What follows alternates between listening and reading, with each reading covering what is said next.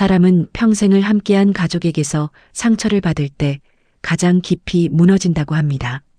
저는 그 말을 그날 마당에서 뼈저리게 깨달았습니다. 김치통에서 아들이 움켜쥔 배추김치가 번쩍 들려 올라갔고 다음 순간 차갑고 붉은 양념이 제 뺨에 터져 내렸습니다.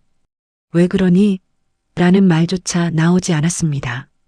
며느리는 팔짱을 낀 채 고개를 돌렸고 딸은 충격에 입을 틀어막았으며 아들은 분노에 떨리는 목소리로 소리쳤습니다. 그 장면이 있기 전까지 저는 단지 가족이 함께 모여 김장을 하는 평범한 하루를 기대했던 사람이었습니다.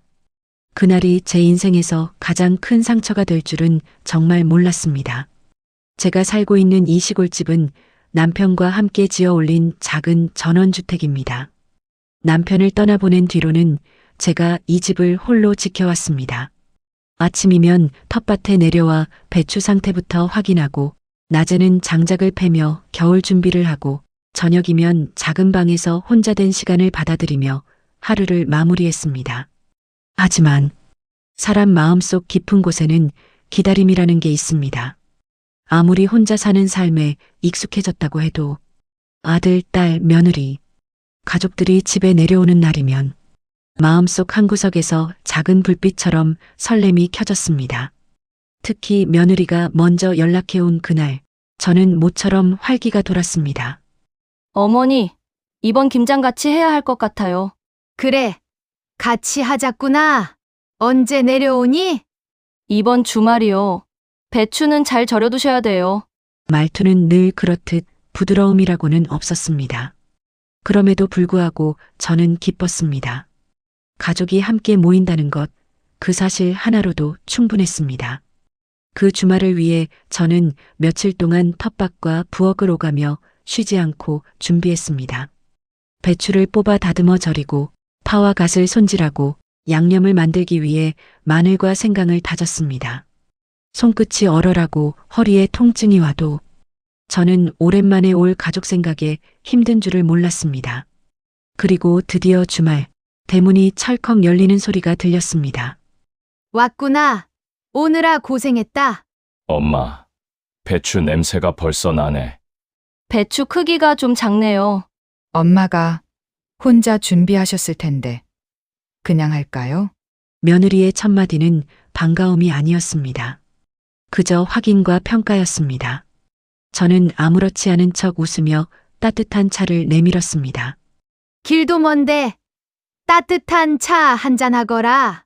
저 카페인 못 마신다는 말 예전에 말씀드렸는데요. 그 말에 딸이 순간 며느리를 쳐다봤고 아들은 멋쩍은 듯 고개를 숙였습니다. 엄마, 그냥 다음엔 다른 거로 준비해. 그래. 엄마가 깜빡했구나.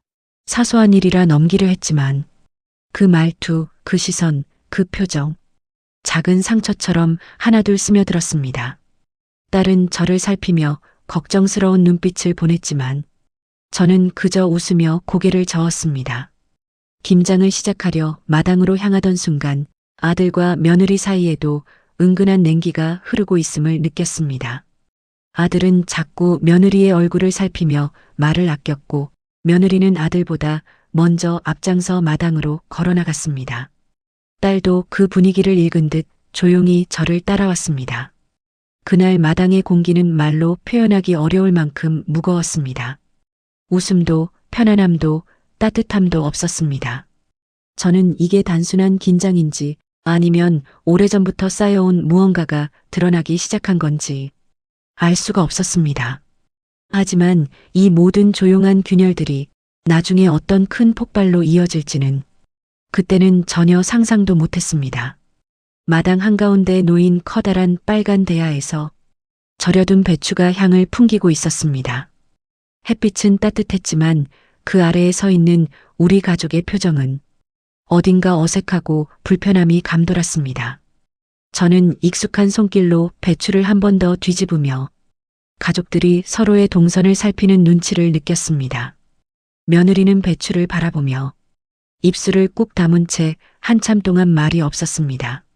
아들은 장갑을 끼다가 멈춰서 며느리의 표정부터 살폈고 딸은 조용히 저의 옆에 서서 주변만 둘러보았습니다. 누구도 큰 소리를 치지 않았지만 마당 위의 공기에는 설명하기 어려운 묘한 긴장이 가느다란 선처럼 팽팽하게 당겨져 있었습니다. 배추 조금 더 절였어도 좋았을 것 같아요. 그래? 아직 괜찮을 거야. 버무리면 잘 어우러진단다. 며느리는 고개를 끄덕이긴 했지만 그 표정은 여전히 단단했습니다. 딸은 며느리의 목소리를 듣고 잠시 저를 쳐다보다 살며시 시선을 돌렸습니다. 마치 뭔가 말하고 싶어 했지만 괜히 분위기를 건드릴까 조심하는 듯 했습니다. 저는 괜히 배추줄기를 한 번 더 눌러보며 스스로를 달래려 했습니다. 며느리의 말투가 날카롭게 들린 것도 아마 피곤해서일 거라고 혹은 그저 각자의 방식이 다르기 때문이라고 스스로에게 말하며 마음을 누그려뜨렸습니다. 아들은 양념을 버무릴 준비를 하며 조심스레 입을 열었습니다. 오늘은 그냥 천천히 하자. 다 같이 하니까. 네, 그 대답은 또박또박했지만 그 안에 담긴 온기는 찾기 어려웠습니다. 딸은 그 대화를 들으며 배추 한 포기를 들고 조용히 자리를 옮겼습니다. 우리 가족이 이렇게 조용했던 적이 있었던가? 문득 그런 생각이 스쳤습니다. 예전에는 김장을 하면 아들은 배추를 옮기며 노래를 흥얼거리고 딸은 양념을 버무리다 장난스레 양념을 제 손등에 묻히기도 했습니다. 며느리가 처음 이 집에 왔을 때도 어색하긴 했지만 지금처럼 차갑지는 않았습니다. 그땐 그래도 웃는 모습이 있었고 작은 대화에서도 따뜻함이 느껴졌습니다. 하지만 지금 이 넓은 마당에서 들리는 건 배추를 흔드는 소리, 대야에 부딪히는 물소리, 그리고 어색한 숨결뿐이었습니다. 딸이 조용히 제 옆으로 와 작은 목소리로 말했습니다. 엄마, 괜찮죠? 괜찮다. 이게 뭐 대수라고? 저는 딸에게 일부러 웃어 보였지만 속은 이상하게 서늘했습니다. 왜 오늘 같은 날 가족이 모여 김장을 하는 즐거운 날에 이렇게 조용한 불안이 흐르는 걸까? 그 이유를 정확히 알 수는 없었지만 무언가 말하지 않아도 느껴지는 긴장감이 마당의 공기를 조금씩 무겁게 만들고 있었습니다. 며느리는 고무장갑을 끼고 배추 속을 한 장 한 장 넘겨보며 말없이 검토했습니다. 아들은 며느리의 표정을 살피고 딸은 제 얼굴을 살폈습니다. 그리고 저는 누구에게도 이야기하지 못한 작은 서운함을 조용히 삼켰습니다. 양념은 어디에 두셨어요? 안에 두었단다. 가져올게. 제가 가져올게요, 엄마. 아들은 서둘러 집 안으로 들어갔고 며느리는 그 모습을 무표정하게 바라보다 작게 한숨을 내쉬었습니다. 딸은 그 소리를 듣고도 아무 말 없이 손에 든 배추만 바라보았습니다. 저는 그 작은 한숨 하나에도 마음이 적잖이 흔들렸습니다. 하지만 갈등이라는 건 크게 터지기 전에는 절대 겉으로 드러나지 않는 법입니다. 오늘 이 조용한 어색함이 이후 어떤 모양으로 흘러갈지 저는 알지 못했습니다. 단지 오늘따라 마당에 서 있는 우리 네 사람의 사이에 보이지 않는 투명한 벽이 생긴 듯 서로를 선뜻 향하지 못하는 거리감만이 분명하게 느껴졌습니다. 그리고 그 거리감은 시간이 갈수록 천천히 그러나 분명하게 깊어지고 있었습니다. 마당에 김장 준비가 어느 정도 갖춰지자 저와 딸은 절여둔 배추를 옮기고 아들은 양념 대야를 들고 나왔습니다. 며느리는 배추를 한 장씩 펼쳐보며 손끝으로 꼼꼼하게 확인하고 있었습니다. 하지만 그 모습에는 도와주는 사람이라기보다는 무엇인가를 평가하는 사람의 분위기가 더 강했습니다. 배추 속이 너무 질어요. 물이 많이 생겼던 것 같은데. 아무래도 늦가을이라 배추가 수분이 많더라. 그래도 괜찮단다. 며느리는 짧게 대답했습니다. 네, 딸은 그 대답에 고개를 숙이더니 아들 쪽으로 조용히 시선을 돌렸습니다. 아들은 상황을 어떻게 정리해야 할지 몰라 고무장갑을 낀 손을 비벼대며 어색하게 서 있었습니다. 저는 딸의 눈치를 보며 혹시라도 분위기가 더 가라앉을까 걱정했습니다. 하고 싶은 말이 있었지만 굳이 입을 열어 더 시끄럽게 만들고 싶지 않았습니다. 가족이 함께하는 김장의 분위기를 나쁜 방향으로 흐르게 하고 싶지 않았습니다. 그러나 말하지 않는다고 해서 문제가 사라지는 건 아니었습니다. 오히려 침묵이 쌓이면 불편함은 더 선명해집니다. 며느리는 배추를 버무리면서도 작게 한숨을 쉬고 아들은 그때마다 며느리의 표정을 훔쳐보며 무언가 말하려다가 포기하곤 했습니다. 딸은 상황을 지켜보며 계속해서 조심스러운 얼굴을 하고 있었습니다. 잠시 후 아들이 조심스럽게 말했습니다. 오늘 그냥 너무 힘들게 하지 말고 간단하게만 하고 내일이나 모레 조금 더 하면 어때요? 간단하게 하려면 애초에 제대로 준비돼 있었어야죠. 아들은 그 말에 입을 다물고 고무장갑 낀 손을 허공에서 내려놓았습니다. 저는 그 순간 아들의 표정에서 작은 피로감과 당혹감이 동시에 비치는 것을 보았습니다. 얘야, 그냥 오늘은 있는 대로 하자꾸나. 너무 완벽하게 하려 하면 힘만 들지. 며느리는 대답 없이 배추 속을 버무렸습니다. 그 모습은 분명 차갑고 딸은 그걸 보며 조심스럽게 숨을 골랐습니다. 그날따라 김장을 하는 손길에서 가족끼리의 따뜻한 웃음은 찾아보기 어려웠습니다. 온통 눈치와 조심스러움이 가득했습니다. 배추를 버무리는 속도가 점점 느려지기 시작했습니다. 며느리는 제 행동 하나하나를 말없이 바라보았고 아들은 한마디라도 실수할까봐 입술을 굳게 다물고 있었습니다. 딸이 저에게 작은 목소리로 속삭였습니다. 엄마, 오늘 새언니 좀 많이 예민해 보여요. 그래도 우리 가족인데 뭐, 그럴 날도 있지. 딸은 그 말에 고개를 끄덕였지만 표정에서는 걱정이 가시지 않았습니다. 배추를 버무리는 소리만 가득한 마당은 어딘가 휑하고 차가웠습니다. 그 차가움은 겨울의 바람 때문만은 아니었습니다. 며느리는 저와 시선을 마주치지 않으려는 듯 고개를 숙였고 아들은 며느리 옆에서 단지 움직임만 맞춰주고 있었습니다. 딸은 두 사람의 분위기를 보며 자꾸만 제 주변을 맴돌았습니다.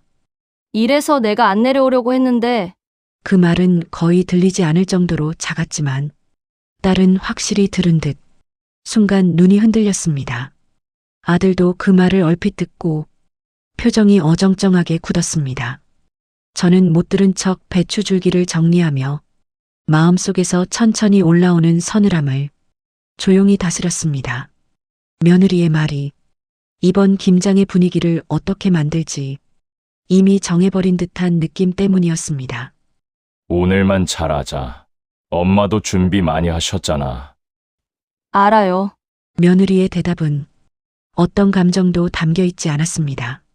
아들은 그걸 듣고도 더 말하지 않았습니다. 가족이 함께 모여 만든 김장이 이렇게 조용하고 무거운 적이 있었던가. 예전에는 서로의 손을 빌려주고 웃으며 배추를 나르며 추위를 잊곤 했습니다. 하지만 오늘은 달랐습니다. 누구도 크게 말하지 않았지만 모두가 서로의 감정을 살피고 불편함을 감춘 채 조심스럽게 움직이고 있었습니다.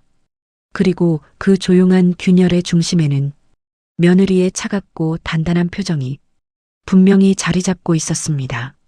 이 작은 균열이 어디로 흘러갈지는 아무도 알지 못했습니다.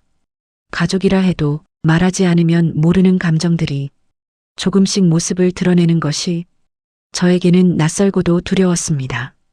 그리고 저는 이 작은 긴장이 언젠가 감당하기 어려운 큰 파도로 변할까 마음속 깊은 곳에서 조심스럽게 감지하고 있었습니다. 배추를 양념대야 가까이로 옮긴 뒤 우리는 동시에 작업을 시작했습니다. 제가 배추 줄기를 잡아 양념을 바르고 딸은 옆에서 속을 채워나갔습니다. 아들은 대야를 고정하고 있었고 며느리는 속재료의 양을 조절하며 꼼꼼하게 배추를 들여다보고 있었습니다. 그러나 그 손길도 표정도 말투도 전혀 부드럽지 않았습니다. 며느리는 마치 잘못이 있는지 찾는 듯 배추와 양념을 바라보며 작은 숨을 길게 내쉬곤 했습니다. 양념이 너무 묽어요. 이렇게 하면 배추 사이에 제대로 안 들어가요. 벌써 익어가는 배추라 그렇단다. 조금 더 천천히 버무리면 괜찮을 거야. 며느리는 고개를 끄덕이지도 않고 그저 배추 줄기를 한 번 더 펼쳐보았습니다. 그 순간 딸이 며느리의 손을 잠시 바라보더니 속삭이듯 말했습니다. 어쩌면 그냥 스타일의 차이일 수도 있잖아요. 그럴 수도 있죠. 짧은 대답이었지만 그 안에 담긴 감정은 너무나 명확했습니다. 며느리는 딸의 말에도 어떤 온기를 담지 않았고 딸은 그걸 느꼈는지 입술을 꼭 다물었습니다. 마당의 공기에는 보이지 않지만 분명한 결이 생겨 있었습니다. 서로의 말투, 움직임, 표정 하나가 조용히 서로를 베어내고 있었습니다. 며느리 역시 말은 적게 했지만 그 적은 말이 오히려 더 차갑고 무거웠습니다. 아들은 며느리 옆에서 배추를 하나 집어들며 말했습니다. 일단 오늘은 여기까지만 하고 남은 건 내가 내일 내려와서 같이 할게. 내일요? 응, 오늘은 엄마도 힘드니까. 며느리는 대답 대신 배추를 다시 내려놓았습니다. 그 작은 움직임조차 아들에게는 큰 부담이 되는 듯 보였습니다. 저는 그 모습을 지켜보며 속에서 알 수 없는 불안이 퍼지는 것을 느꼈습니다. 아들과 며느리 사이의 공기가 예전과 분명 달라져 있었습니다. 서로를 바라보는 눈빛에 편안함 대신 조심스러움과 지침이 섞여 있었습니다. 딸이 제게 조용히 말했습니다. 엄마, 둘 사이가 요즘 좀 결혼하면 다들 바쁘고 피곤해서 그래. 우리가 너무 예민하게 볼 필요 없지. 그렇게 말했지만 제 가슴 어느 한쪽에서는 작은 돌 하나가 굴러내리는 듯한 느낌이 들었습니다. 한참을 더 배추를 버무리던 중 며느리가 갑자기 손을 떼고 가볍게 팔목을 주무르며 말했습니다. 손목이 아프네요. 잠깐 쉬고 올게요. 그래, 쉬었다 해라. 물도 마시고. 며느리는 고개만 끄덕인 뒤 집 안으로 들어갔습니다. 그 뒤로 아들과 딸 그리고 저는 조용히 며느리의 뒷모습을 바라보았습니다. 아들이 숨을 깊게 들이쉬었습니다. 요즘 일도 많고 스트레스도 많아서 그래. 어쩐지 많이 예민해 보이더라. 아들은 고개를 천천히 끄덕였습니다. 그 표정은 무겁고 지쳐 있었습니다. 그 순간 저는 아들이 양쪽 사이에서 끼어 있는 사람의 얼굴을 하고 있다는 걸 처음으로 분명하게 느꼈습니다. 며느리에게도 맞춰야 하고 저와 딸에게도 맞춰야 하는 그 부담이 아들의 얼굴에 그대로 새겨져 있었습니다. 딸이 나지막이 말했습니다. 오빠, 좀 힘들어 보이네. 그냥 요즘 복잡해. 말끝이 흐려졌습니다. 그 말은 단지 피곤하거나 힘들다는 의미가 아니라 이미 그 안에 여러 갈등이 숨겨져 있는 듯 했습니다. 며느리가 집 안으로 들어간 뒤 잠잠하던 마당은 한층 더 조용해졌습니다. 배추를 버무리는 손길도 느려지고 아들은 잠시 작업을 멈추고 대야 옆에 걸터 앉았습니다. 저는 그런 아들을 보며 말없이 배추를 한 장 건네주었습니다. 얘야, 괜찮다. 오늘은 그냥 맞춰가며 하자꾸나. 엄마, 아들은 나를 잠시 바라보며 힘없는 미소를 지었습니다. 그 미소가 오히려 더 가슴을 저렸습니다. 딸이 조심스럽게 분위기를 바꾸려 했습니다. 오빠, 예전에 김장할 때도 힘들어 했잖아요?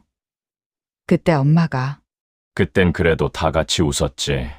그러나 그 웃음이 길게 이어지지 못했습니다.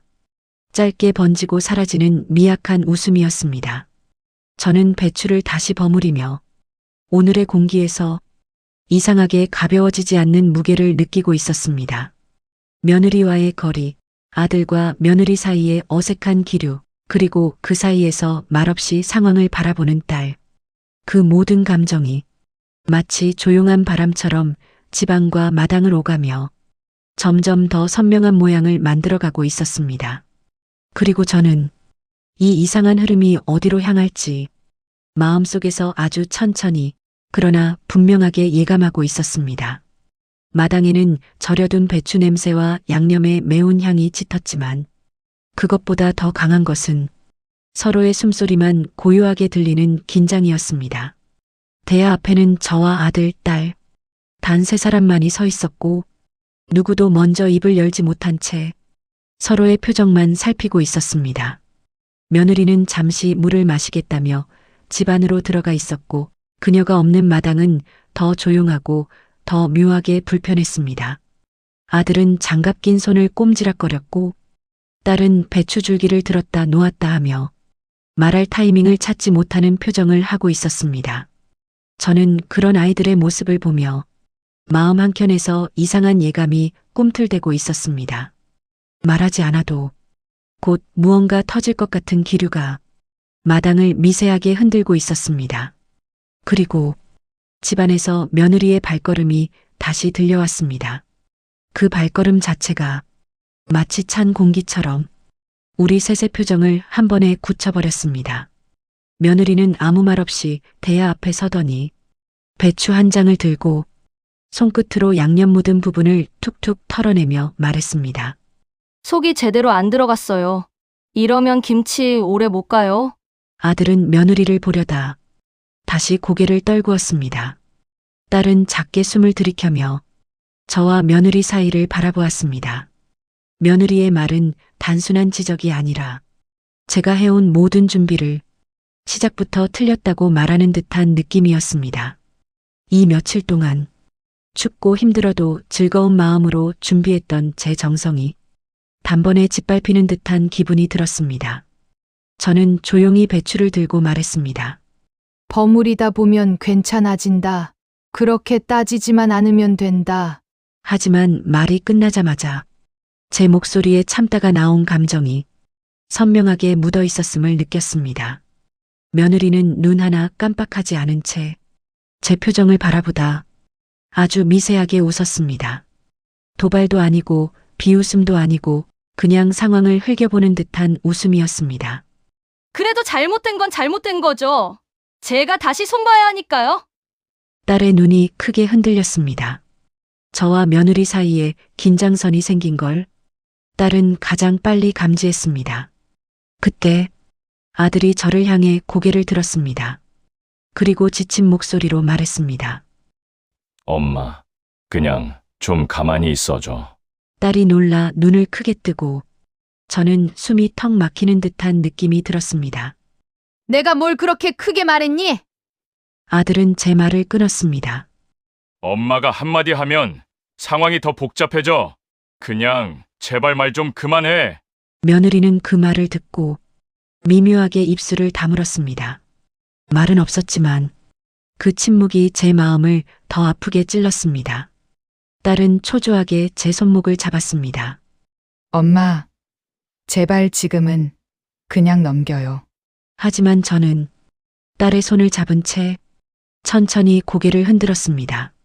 참던 감정이 속에서 뜨겁게 차오르고 있었기 때문입니다. 그 순간 며느리가 양념 묻은 손을 털며 말했습니다. 솔직히 어머니는 좀 빠져주시는 게 나아요. 저희가 알아서 하면 훨씬 빨라요. 딸은 숨을 멈춘 듯 굳었고 아들은 눈을 감았다 뜨며 분명하게 표정을 굳혔습니다. 그리고 저는 결국 터지고 말았습니다. 배추를 내려놓으며 입술이 떨렸습니다. 너는 말하는 게 왜 그렇게 싸가지가 없니? 딸의 손이 털썩 떨어졌고 아들의 표정이 단단하게 굳으며 눈빛이 완전히 바뀌었습니다. 아들은 그 순간 더 이상 참지 않는 눈이었습니다. 그동안 며느리에게 눌리고 상황에 끼어 있는 부담을 견디던 그는 이제 방향을 완전히 돌려 저에게 감정을 폭발시키기 직전이었습니다. 며느리는 팔짱을 끼고 아들과 나를 바라보고 있었습니다. 감정 없는 얼굴이 상황을 더욱 냉혹하게 만들고 있었습니다. 딸은 공포에 가까운 표정으로 저와 아들 사이를 번갈아 보며 숨을 제대로 쉬지 못하고 있었습니다. 그리고 저는 입술을 열어 또 한마디를 내뱉으려 했습니다. 그 순간 마당 전체의 공기가 찢어질 듯 정지했습니다.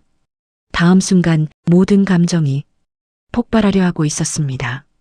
며느리는 여전히 변함없는 얼굴로 서 있었고 그 무표정함은 제가 쏟아낸 말보다 더 큰 벽처럼 느껴졌습니다.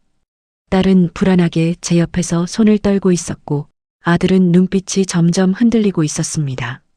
그들의 표정이 이렇게까지 변해가고 있는데 며느리는 눈 하나 깜빡이지 않았습니다.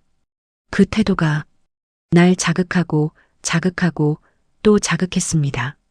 저는 결국 속에 쌓여있던 말들을 터뜨리듯 내뱉었습니다.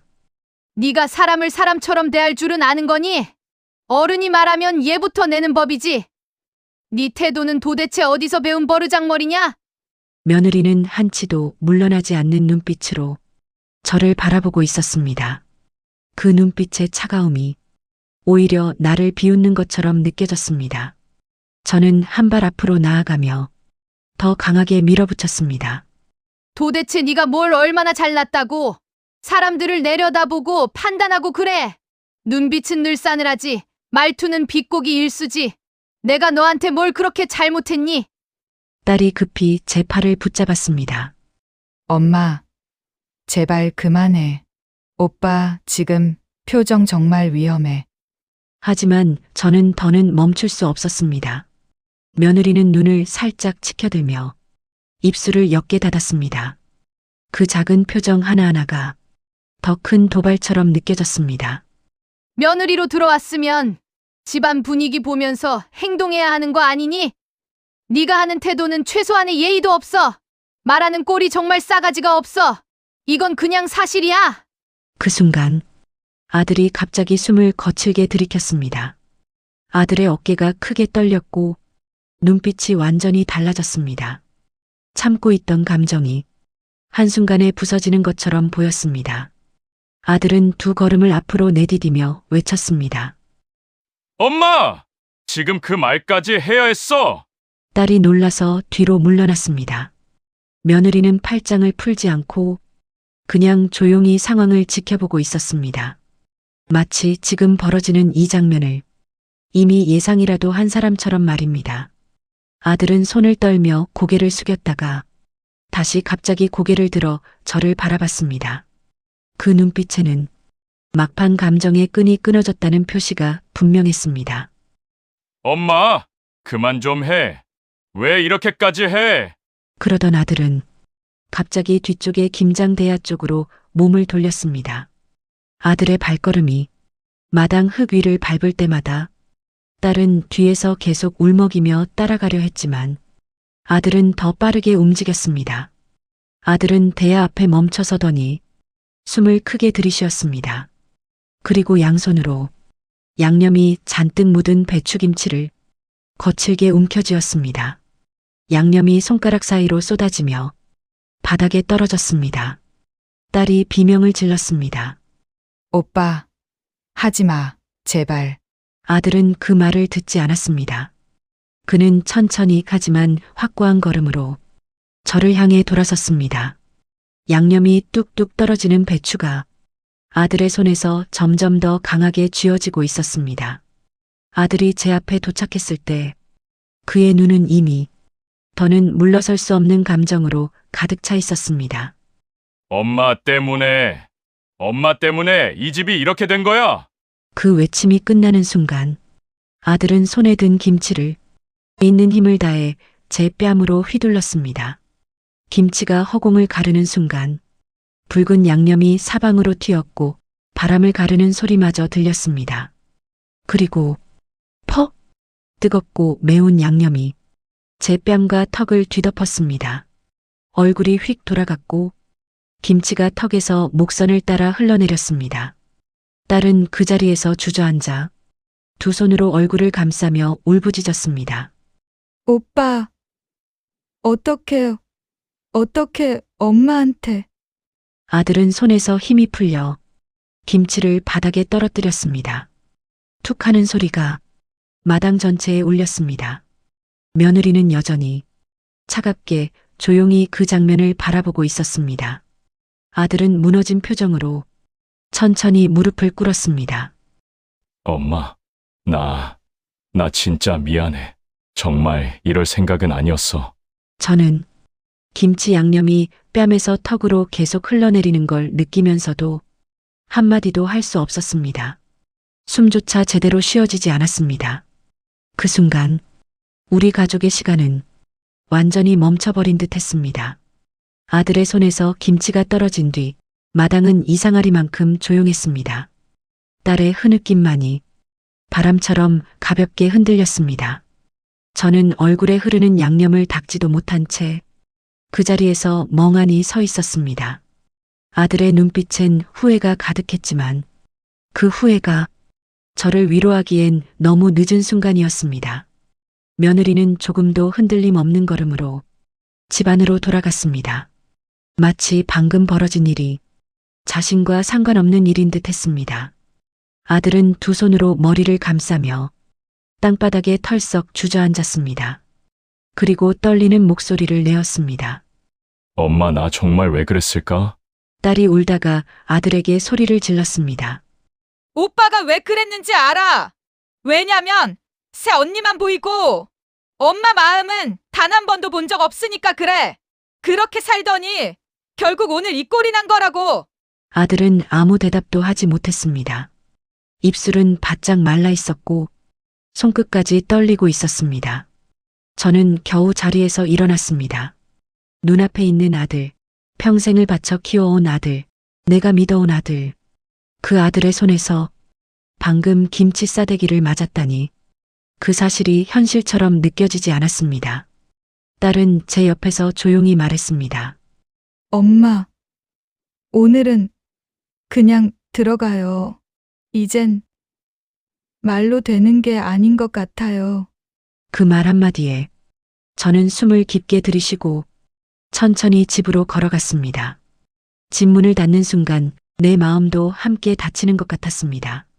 아들에 대한 믿음, 가족이라는 안전함, 이 집안의 온기, 모든 것이 조용하게 무너져 내리고 있었습니다. 그날 밤 아들은 결국 며느리와 함께 들어가지 못했습니다. 딸이 다음날 말해주기로는 아들은 마당에서 밤새도록 잠을 이루지 못한 채 벽에 기대 앉아 있었다고 합니다. 그 모습이 불쌍하기도 하고 또 한편으로는 그가 만든 결과라는 생각에 마음이 더 뒤틀렸습니다. 며칠 뒤에도 아들은 우리 집에 오지 않았습니다. 마음이 떠서가 아니라 그럴 용기가 없어서였습니다. 김장날 이후 아들은 자기 집에서조차 편히 머물지 못했습니다. 며느리는 말을 아꼈고 아들은 침묵으로 시간을 보냈습니다. 그들의 관계는 깊게 다룰 필요도 없을 만큼 이미 멀리 떨어져 있었습니다. 딸이 조용히 제 곁에 앉아 며칠간의 소식을 들려주었습니다. 엄마, 오빠, 회사에서 결국 문제가 커졌대요. 저는 찻잔을 내려놓았습니다. 무슨 문제니? 김장날처럼 감정이 폭발했다나 봐요. 상사랑 크게 싸우고 결국 회사에서 잘렸대요. 저는 눈을 감았습니다. 아들이 김치 싸대기를 날릴 때 보였던 그 감정의 무너짐, 그게 집뿐 아니라 회사에서도 드러났다는 사실이 마음을 깊게 내려앉게 했습니다. 딸은 약간 망설이다가 말을 이었습니다. 오빠, 요즘 집에도 잘 못 들어간대요. 새언니랑 싸운 것도 있고 새언니가 무섭다고 했대요. 오빠 얼굴 보고 조용히 나가 있어 달라고 했대요. 그 말은 충격적이진 않았습니다. 그러나 마음이 무겁긴 했습니다. 부부 사이 문제는 자세히 알 필요도 없었고 그럴 이유도 없었습니다. 제가 더 마음 아픈 건 딸이 전한 그 다음 이야기였습니다. 오빠, 요즘 친구들 집 떠돌아다닌대요. 돈도 거의 떨어져서 매일 여기저기 전화하고 자기도 힘들다고 말하더래요. 저는 한참 동안 멍하니 있었고 딸은 그런 저를 지켜보며 말을 덧붙이지 않았습니다. 아들은 직장이라는 기둥을 잃고 가정이라는 울타리까지 무너지고 지낼 공간마저 불안정해졌습니다. 그는 지금 자신의 선택의 끝에 서 있었습니다. 그 누구도 아들을 이렇게 만들려고 한 게 아닙니다. 그날 마당에서 김치가 제 뺨을 때렸을 때 아들의 눈에서 보였던 감정의 방향은 이미 위험한 쪽으로 틀어져 있었습니다. 그 방향으로 계속 걸어간 것은 아들 스스로였습니다. 저는 조용히 말했습니다. 이제라도 깨달아야지. 딸이 고개를 끄덕였습니다. 오빠도 지금 많이 후회하고 있을 거예요. 근데 감히 엄마한테 연락 못 하는 거겠죠. 저는 아무 말도 하지 않았습니다. 그 후회가 진심인지, 그 후회가 그의 인생을 바꿀지, 그건 이제 제가 판단할 문제가 아니었습니다. 부모의 마음이라고 모든 걸 대신해 줄 수는 없습니다. 상처를 준 사람이라면 더더욱 그렇습니다. 저는 창밖을 바라보며 천천히 다시 생각했습니다. 사람이 받는 벌이란 누가 주는 것이 아니라 자기가 만든 선택의 끝에서 자연스럽게 따라오는 것이구나. 아들은 지금 그 벌을 받고 있었습니다. 직업을 잃고 가정에서 멀어지고 머물 곳조차 찾지 못하며 스스로를 돌아볼 시간 속에서 하루하루 무너져 내리고 있었습니다. 그리고 저는 그 과정을 지켜보는 것 말고 할 수 있는 게 없었습니다. 여러분이라면 김치로 어머니의 뺨을 때린 아들, 그 아들이 이런 상황에 놓였을 때 어떤 마음이 드셨을까요? 여러분의 생각을 댓글로 남겨주세요. 그리고 이 이야기가 마음에 남았다면 구독과 좋아요, 알림 설정 부탁드립니다. 다음 이야기에서 또 찾아뵙겠습니다. 시청해주셔서 감사합니다.